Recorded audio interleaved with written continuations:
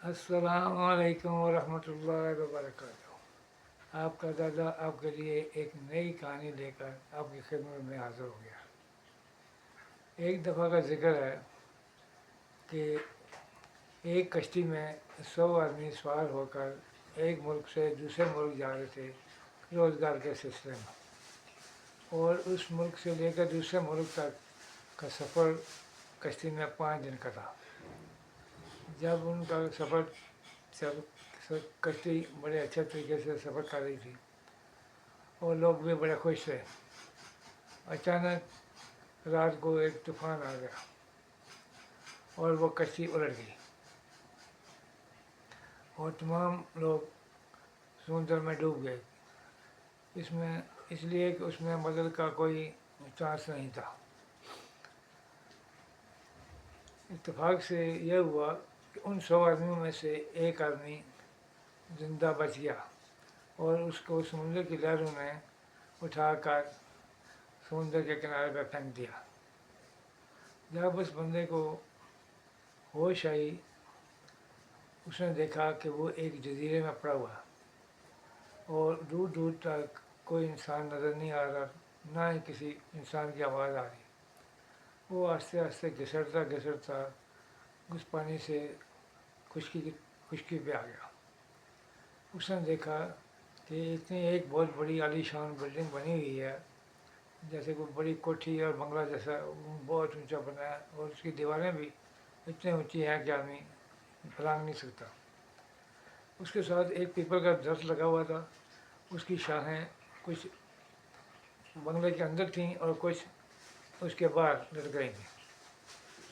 इसने सोचा, अब मैं शाखों को पकड़ कर उसके अंदर जाता हूँ, हो सकता है कोई मेरी मदद करे और मुझे कोई खाने को भी मिल जाए। उसने देखा उसका दरवाज़ा भी कोई नहीं था कहीं भी, चारों तरफ से ऊंची ऊंची दीवारें थी। वो शाखों के साथ लटक के ऊपर चढ़ना शुरू किया, लेकिन इतना वो कमज़ोर हो गया था कि बार बार वो हाथ स्लिप हो जाते और वो फिर नीचे गिर जाता। आखिर उसने हिम्मत नहीं आ रही और आखिर वो शाखों को पकड़ते पकड़ते अंदर कूद गया।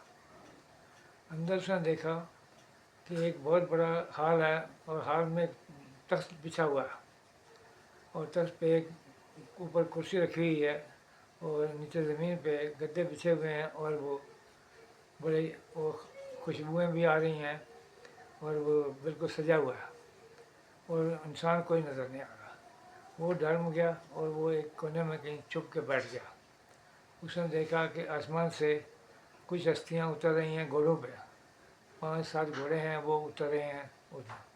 वो उसके सहन में उतर गए और उनमें से उनका एक सरदार था। सरदार जाकर अपने तख्त पर बैठ गया और उसके साथी जो थे वो नीचे गद्दे जो बचे हुए थे उनके ऊपर बैठ गया। सरदार ने हुक्म दिया कि अब खाना लगाया जाए। अब वो जब फ़ौरन खाना लग गया, हर किस्म की खुशबुएँ आ रही थी और वो बंदा छुपा हुआ भी समझ रहा है कि अब कोई खाना आ गया है।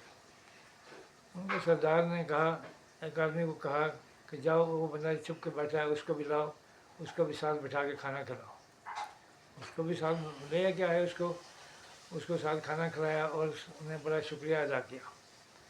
और उन्होंने पूछा कि भाई आप तुम्हारा क्या इरादा है? उसने कहा जी मैंने आप लोगों के साथ चलना है। उन्होंने कहा हम तो हज करने जा रहे हैं, आपका क्या है? उसने कहा जी मुझे भी ले चलो हज करने के लिए। उन्होंने कहा चलो आंखें बंद करो। उन्होंने आंखें बंद की तो सब लोग जितने भी थे वो खाना काबा में पहुँचे हुए थे। उन्होंने हस्बे माँ जो भी हज का टाइम ज़माना था, सब ने फिर मिल के हज किया और बहुत सारी दुआएं भी दी इसको। और इससे पूछा अब तुम्हारा क्या इरादा है? इसने कहा मुझे अब मेरे घर पहुँचा दो। उन्होंने कहा अच्छा आप आंखें बंद करो। उसने आंखें बंद कर दी तो वो अपने घर में मौजूद था। इस तरह उसने बताया, घर वालों को बताया कि मेरे साथ यही इस तरह का हादसा हो गया, ये हो गया। कुछ अर्से बाद उसने सोचा कि मैं वापस हज करने जाता हूँ और उनको याद करता हूँ, बुलाता हूँ ताकि वो मुझे वापस साथ ले जाएं। अभी वो उनको याद कर रहा था तो उनमें से एक बंदा जो उसने वहीं साथ बैठ के खाना खाया था वो आया। उन्होंने कहा जी आपको हम नहीं ले जा सकते, इसलिए कि आपने इतना ही कहा था कि मुझे घर छोड़ दो बस, अब इस वजह, अगर आप उस टाइम कहते कि मैं दोबारा आपके साथ जाऊंगा आज करने, तो फिर हम ले जाते हैं।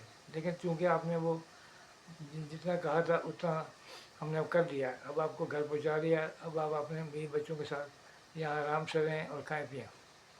That is the story.